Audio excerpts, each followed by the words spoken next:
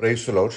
ഇന്നത്തെ നമ്മുടെ ചിന്താവിഷയത്തിനായി യെശയ്യാ പ്രവചനം 58 അധ്യായം 11 വാക്യം നമുക്ക് വായിക്കാം.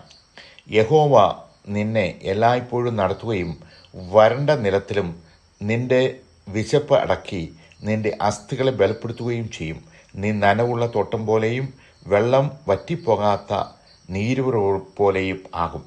യഹോവയായ ദൈവം തന്നിൽ വിശ്വസിക്കുന്ന തൻ്റെ മക്കളോട് പറയുന്ന വാചകമാണ്. സത്യമായി ദൈവത്തെ നമ്മൾ ആരാധിക്കുന്നു എങ്കിൽ, സത്യമായി ദൈവത്തെ നമ്മൾ സ്നേഹിക്കുന്നു എങ്കിൽ ദൈവം നമ്മളോട് പറയുന്നു, യഹോവ നിന്നെ എല്ലായ്പ്പോഴും നടത്തും. ദൈവം നമ്മെ പോകേണ്ട വഴിയിൽ നടത്തുന്ന ദൈവമാണ് നമ്മുടെ സൃഷ്ടാവായ ദൈവം എന്ന് ദൈവം നമ്മെ ഓർപ്പെടുത്തുകയാണ്. അതുമാത്രമല്ല, വരണ്ട നിലത്തിലും നിന്റെ വിശപ്പടക്കി. ലോകം നോക്കുമ്പോൾ പ്രയാസങ്ങൾ, ബുദ്ധിമുട്ടുകൾ ആണ് എങ്കിലും അവിടെ നിനക്ക് വിശപ്പടക്കുവാൻ എൻ്റെ ദൈവം ശക്തനാണെന്ന് ദൈവം നമുക്ക് വാഗ്ദത്തം തരികയാണ്. മരുഭൂമിയിൽ ഇസ്രായേൽ മക്കൾ യാത്ര ചെയ്തപ്പോൾ ആ മരുഭൂമിയിൽ ദൈവം പാറകളെ പിളർന്ന് നീരുറകളെ ആക്കിയ ദൈവമാണ് എൻ്റെ ദൈവം. ചെങ്കടലിനെ ഭാഗിച്ച ദൈവമാണ് എൻ്റെ ദൈവം. ഏകദേശം 30 ലക്ഷത്തോളം ജനങ്ങൾക്ക് മരുഭൂമിയിൽ മന്നായും കാടപ്പക്ഷിയും കൊടുത്ത് അവരെ പരിപോഷിപ്പിച്ച ദൈവമാണ് എൻ്റെ ദൈവം. അതുകൊണ്ട് എൻ്റെ ദൈവത്തിന് കഴിയാത്ത ഒരു കാര്യവുമില്ല. അതുകൊണ്ട് ദൈവം പറയുകയാണ്, ഞാൻ എൻ്റെ മക്കൾക്ക് എപ്പോഴും വഴി നടത്തും. നമുക്ക് തീരുമാനങ്ങൾ എടുക്കുവാൻ പ്രയാസമുള്ള സമയത്ത് ദൈവം നമ്മെ വഴി നടത്തും എന്ന് ദൈവം നമ്മെ ഓർപ്പെടുത്തുകയാണ്. ഹല്ലേലൂയ.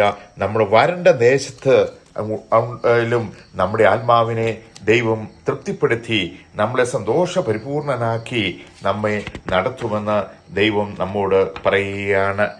നമ്മുടെ അസ്ഥികൾക്ക് ദൈവം എന്ത് ചെയ്യാൻ ബലം നൽകുകയാണ്. അത് കാണിക്കുന്നത് നമ്മുടെ ആരോഗ്യം, നല്ല ആരോഗ്യമുള്ളവനായി നമ്മെ നടത്തും. നമ്മുടെ നല്ല ശക്തിയുള്ളവനായി നമ്മെ നടത്തുമെന്ന് ദൈവം നമ്മോട് പറയുകയാണ്. അതുമാത്രമല്ല, ദൈവം നമ്മോട് പറയുകയാണ്, നീ എന്നെ ആരാധിക്കുന്നുവെങ്കിൽ, നീ എന്നോട് ചേർന്ന് ജീവിക്കുന്നുവെങ്കിൽ, ഹല്ലേലൂയ, അത് വെള്ളത്താൽ ചുറ്റപ്പെട്ട വെള്ളമുള്ള ഒരു പൂന്തോട്ടം പോലെ നീ ആയിത്തീരും. അതിൽ നിന്ന് എപ്പോഴും ഫലങ്ങൾ നിനക്ക് വന്നുകൊണ്ടിരിക്കുമെന്ന് ദൈവം നമ്മെ ഓർപ്പെടുത്തുകയാണ്. ഹല്ലേലൂയ. അങ്ങനെ ആ ഫലങ്ങൾ ഇങ്ങനെ വന്നുകൊണ്ടിരിക്കുമ്പോൾ അതിൽ നിന്ന് എപ്പോഴും ഫലങ്ങൾ ഉളവാക്കും. ദൈവം നിന്നെ ശക്തീകരിക്കുമെന്ന് ദൈവം നമ്മെ ഓർപ്പെടുത്തുകയാണ്. അതുകൊണ്ടാണ് യോഹന്നാന്റെ സുവിശേഷം 7 അധ്യായം 37 വാക്യത്തിൽ പറയുകയാണ്, ദാഹിക്കുന്നവൻ എല്ലാം എൻ്റെ അടുക്കൽ വന്ന് കുടിക്കട്ടെ, എന്നിൽ വിശ്വസിക്കുന്നതിൻ്റെ ഉള്ളിൽ നിന്ന് തിരുവെഴുത്ത് പറയുന്ന പോലെ ജീവജലത്തിൻ്റെ നദികൾ ഒഴുകും. നിങ്ങൾക്ക് ദാഹിക്കുന്നു എങ്കിൽ ദാഹിക്കുന്നവനെല്ലാം എൻ്റെ അടുക്കൽ വന്ന് കുടിക്കട്ടെ. യേശു പറയുകയാണ്, നമ്മുടെ ദൈവത്തിൻ്റെ മക്കൾ സത്യമായി ദൈവത്തെ ആരാധിക്കുന്നവന്, ഹല്ലേലൂയ, സത്യമായി ദൈവത്തെ സ്നേഹിക്കുന്നവന് അവൻ്റെ പ്രത്യേകത എന്താണ്? അവൻ റിലീജിയസ് വൈസ് അല്ല. ചില ആളുകൾ ഫാസ്റ്റിംഗ് എടുക്കുന്നത്, ദൈവത്തെ ആരാധിക്കുന്നതൊക്കെ റിലീജിയസ് വൈസ് ആണ്, അതായത് പുറമേ ഉള്ള പ്രകടനങ്ങളാണ്. ദൈവം പറയുന്നു, നിന്റെ പുറമേ ഉള്ള പ്രകടനങ്ങളല്ല എനിക്ക് വേണ്ടത്, നിന്റെ ഉള്ളിലുള്ള പ്രകടനമാണ്. നീ ആത്മാർത്ഥമായി നീ എന്നെ സ്നേഹിക്കുന്നുവോ? നീ ആത്മാർത്ഥമായി നീ എന്നോട് ചേർന്നാണോ ജീവിക്കുന്നത്? നീ ആത്മാർത്ഥമായി എന്നെ സ്നേഹിക്കുന്നു എങ്കിൽ നീ എൻ്റെ കൽപ്പനകൾ അനുസരിക്കുന്നവനായിരിക്കണം. എന്നെ ദൈവമേ ദൈവമേ ദൈവമേ എന്ന് പറയുന്നവൻ ഏവനുമല്ല, എൻ്റെ വചനങ്ങൾ അനുസരിക്കുന്നവനാണ് എന്നെ വാസ്തവമായി സ്നേഹിക്കുന്നത് എന്ന് പറഞ്ഞവനായ യേശു പറയുകയാണ്.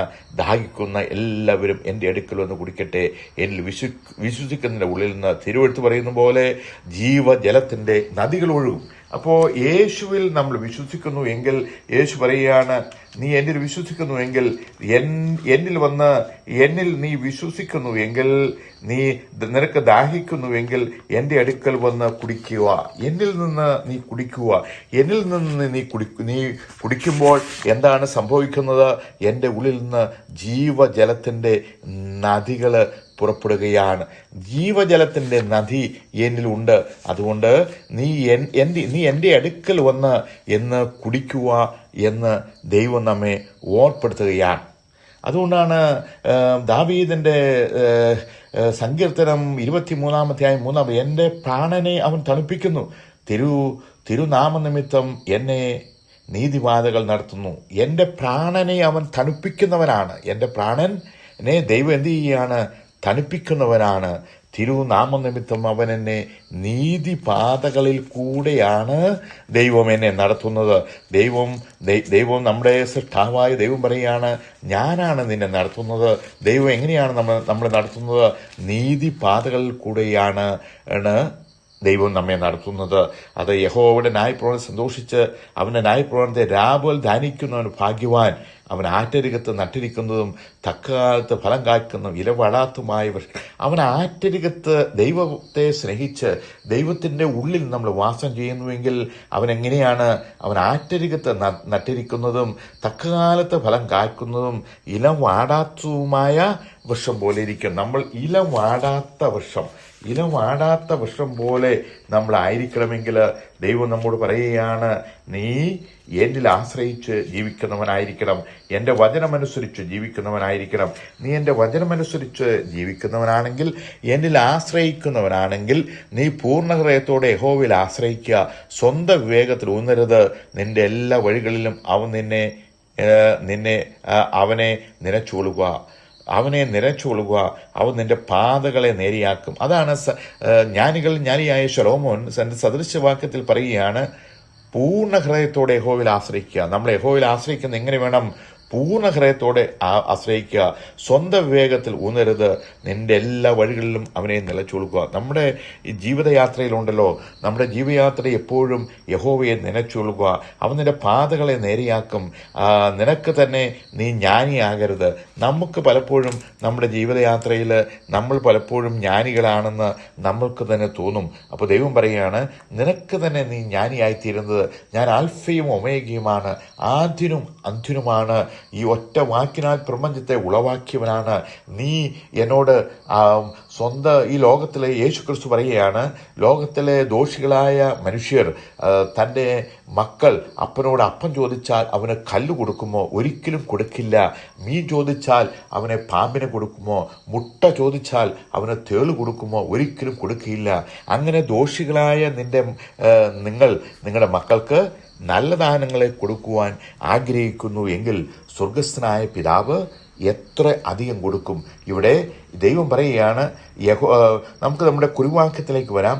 യഹോവയായ യെശയ്യാപ്രവചനം 58:11 യഹോവ നിന്നെ എല്ലായ്പ്പോഴും നടത്തുകയും വരണ്ട ദേശത്തു നിന്ന് നിന്റെ വിശപ്പടക്കി നിന്റെ അസ്ഥികളെ ബലപ്പെടുത്തുകയും ചെയ്യും. അതായത് യഹോവ നിന്നെ എല്ലായ്പ്പോഴും, ക്ഷാമകാലത്ത് ദൈവം നമ്മെ നടത്തും, സമൃദ്ധികാലത്ത് ദൈവം നമ്മെ നടത്തും, വരണ്ട ദേശത്ത് ദൈവം നമ്മെ നടത്തും.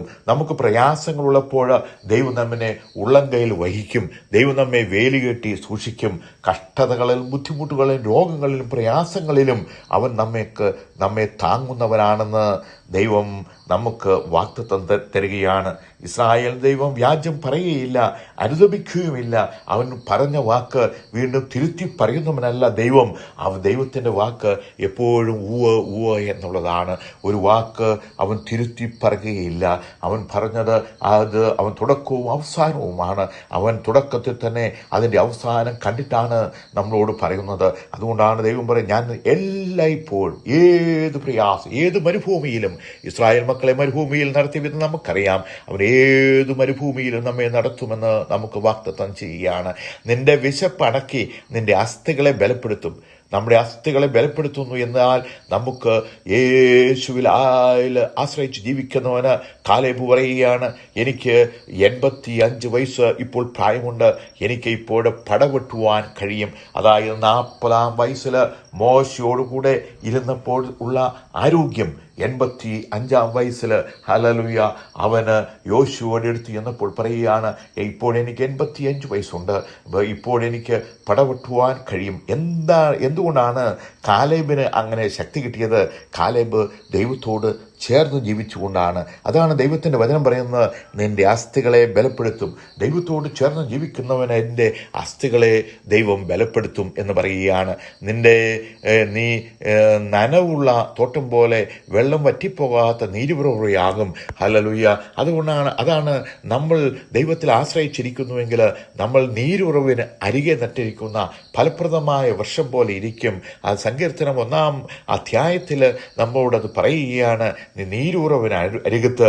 അതായത് യാക്കോബ് യോസഫിനെ അനുഗ്രഹിച്ചപ്പോൾ യോസഫിനോട് പറയുകയാണ്, യോസഫേ നീ ഫലപ്രദമായ വൃക്ഷം, നീ നീരുറവിനരികെ നിന്നെ നട്ടിരിക്കുന്നു. അതായത് ദൈവത്തോട് എപ്പോഴും സംസാരിക്കുകയും സ്വപ്നങ്ങൾ കാണുകയും ചെയ്ത യോസഫിനെ യാക്കോബ് അനുഗ്രഹിച്ചപ്പോൾ യാക്കോബ് പറയുകയാണ്, നീ നീരുറവിനരികെ നട്ടിരിക്കുന്നു, തക്കകാലത്ത് ഫലം കായ്ക്കും. അങ്ങനെ അവൻ ദൈവത്തെ എല്ലാം ആശ്രയിച്ച് ജീവിച്ചുകൊണ്ട് യോസഫിനോട് പറയുകയാണ്, ഞാൻ നിന്നെ മാത്രമല്ല നിന്റെ മക്കളായ മനശ്ശെയും എഫ്രൈമിനെയും കൊണ്ടുവരുകയും അവരെയും എനിക്ക് അനുഗ്രഹിക്കണം. നാം ദൈവത്തിൽ ആരാധിച്ച് ദൈവത്തിൽ ആശ്രയിച്ച് ജീവിക്കുന്നുവെങ്കിൽ നമ്മുടെ തലമുറകളെ വരെ ദൈവം അനുഗ്രഹിക്കുമെന്ന് ദൈവം നമുക്ക് വാഗ്ദത്തം ചെയ്യുകയാണ്. നമ്മൾക്ക് മാത്രമല്ല നമ്മുടെ തലമുറയ്ക്കൊക്കെ നമ്മൾ സമ്പത്തല്ല ഉണ്ടാക്കുന്നുണ്ടത്. നമ്മൾ ദൈവത്തോട് ചേർന്ന് ജീവിക്കുന്നുവെങ്കിൽ നമ്മുടെ തലമുറകളെ അനുഗ്രഹിക്കുന്ന ഒരു ദൈവമുണ്ട്, അവരെ ഉള്ളങ്കയിൽ വഹിക്കുന്ന ഒരു ദൈവമുണ്ട്, ശത്രുടാത്തോണവനെ കാക്കുന്ന ഒരു ദൈവമുണ്ട്. ആ ദൈവത്തോട് നമുക്ക് ചേർന്ന് ജീവിക്കാം. ഈ വചനങ്ങളാൽ പിതാവിൻ്റെയും പുത്രൻ്റെയും പരിശുദ്ധാത്മാവിൻ്റെ നാമത്താൽ ഞാൻ എല്ലാവരെയും അനുഗ്രഹിക്കുന്നു. ദൈവം അങ്ങനെ ചെയ്തിരിക്കുന്നതിനായി സ്തോത്രം. യേശുവിൻ്റെ നാമത്താൽ ജയമുക്താവേ, ആമേൻ.